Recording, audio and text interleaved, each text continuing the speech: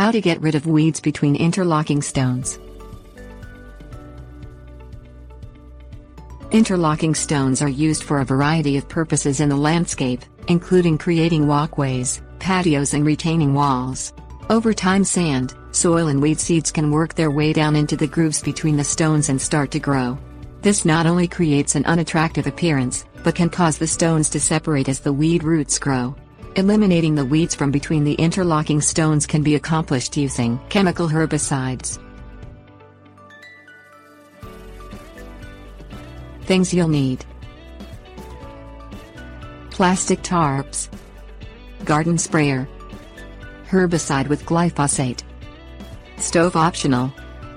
Lay plastic tarps over all desirable grass and plants located near the interlocking pavers. This is to prevent the desirable grass and plants from being damaged during the weed treatment.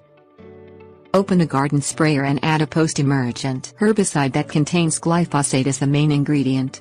Add the amount of herbicide instructed by the bottle and dilute it with water if instructed to do so. Close the sprayer and shake it gently for 3 to 5 seconds to mix the solution.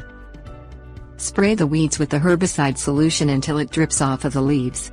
Then spray the weeds growing in the cracks between the interlocking pavers. Remove the plastic tarps and dispose of them in the trash. Wait at least 1 week, or the amount of time instructed on the herbicide bottle. Re-examine the weeds to see if they are dead and reapply the herbicide if any green is still seen. Pull up the dead weeds from between the interlocking stones and place them in the trash. Tips: warnings.